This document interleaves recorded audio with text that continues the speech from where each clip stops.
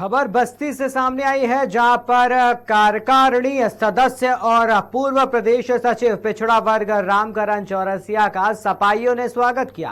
रामकरण चौरसिया ने कहा कि चौरसिया समाज के उत्थान में हमेशा समाजवादी पार्टी रही है, आगे और आगे भी रहेगी। सरकार ने रोजगार के नाम पर युवाओं को सिर्फ और सिर्फ ठगने का काम किया है। 2024 में बीजेपी पूरे प्रदेश से साफ हो जाएगी, जनता सब जान चुकी है। आज हर समाज का युवा वर्ग अखिलेश यादव और समाजवादी विचारधारा के साथ है। आभार व्यक्त करते हैं समाजवादी पार्टी के राष्ट्रीय अध्यक्ष श्री अखिलेश यादव जी को, जिन्होंने अपनी पार्टी में श्री रामकरण चौरसिया जी को प्रदेश की कार्यकारिणी में सदस्य बनाने का और जो पिछड़ा वर्ग प्रकोष्ठ है उसमें महासचिव बनाने का जो उन्होंने चौरसिया जी को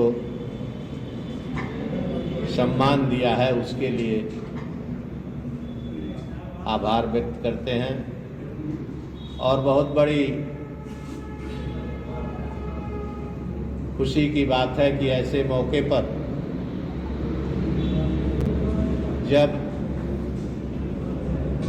आज देश में जातीय जनगणना की बात उठी है,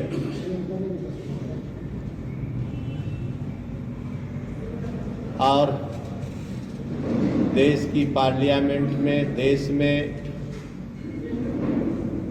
पिछड़ों की बात उठी है, ऐसे समय में बस्ती जनपद से एक उभरते हुए नौजवान श्री रामकरण चौरसिया जी को समाजवादी पार्टी ने जिम्मेदारी देकर बहुत बड़ा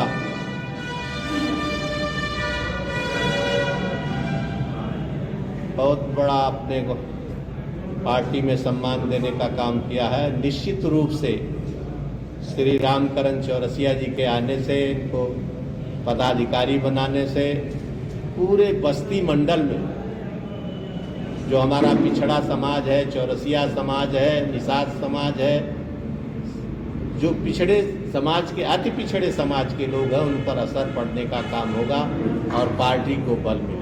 आगामी 2024 को लेकर अगर देखा जाए तो बस्ती जनपद में समाजवादी पार्टी जो है किस तरह से लोग जनता के बीच में आएगी इस बार?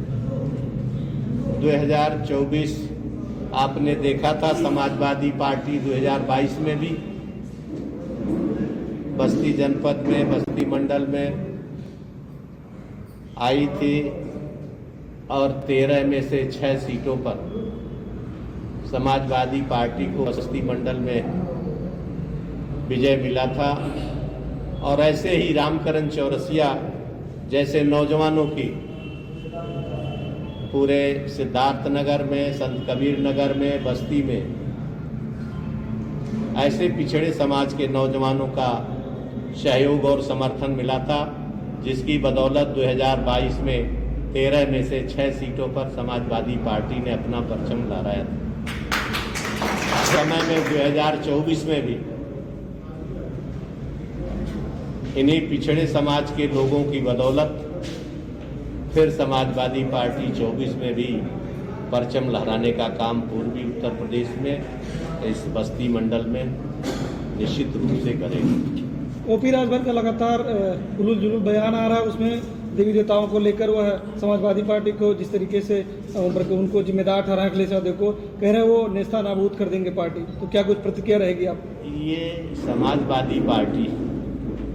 समाजवादी पार्टी किसी व्यक्ति के नस्तानूज करने से समाजवादी एक सोच है, और इस सोच को समाप्त करने की मैं समझता हूँ इस पूरे भारतवर्ष में किसी की हैसियत नहीं है। ओम प्रकाश जी ऐसा बोलते हैं तो वो गलत बोलते हैं। तो क्या ये माना जाए कि बस्ती में जो ओम प्रकाश राजभर की एक सीट निकली थी वो समाजवादी ठीक है या सड़ी थी? समाजवादी पार्टी की सीट, समाजवादी पार्टी के सहयोग से, समाजवादी पार्टी के कार्यकर्ता थे वो, समाजवादी पार्टी ने ही उनको सलाह दिया था ओम प्रकाश जी को कि अपनी चुनाव चिन्ह दे के आप लड़ा लीजिए। वो तो समाजवादी, आप जानते हो समाजवादी पार्टी को से दूधराम जी समाजवादी पार्टी के रहे। पिछली बार सड़क का जो निर्माण जो संस्तुति हुई थी, इस बार भी चुनाव के ऐन समय पे कप्तानगंज विधानसभा जो कि समाजवादी का एक विधायक है, इस बार भी चुनाव के समय एक स्वीकृति हुई है कप्तानगंज की डिजमार जो कि 2022 में विधानसभा चुनाव का मुद्दा था। तो क्या यह भाजपा की नीति है या समाजवादी पार्टी को इससे कुछ लाभ मिल सकता है? आप जागरूक लोग हैं, आप एक पत्रकार की हैसियत से आप जानते हो कि क्षेत्र का प्रतिनिधि ही सिफारिश करता है और स्वीकृति तो मुख्यमंत्री के हाथ में, बजट मुख्यमंत्री के हाथ में, तो आप इसको क्या कहेंगे?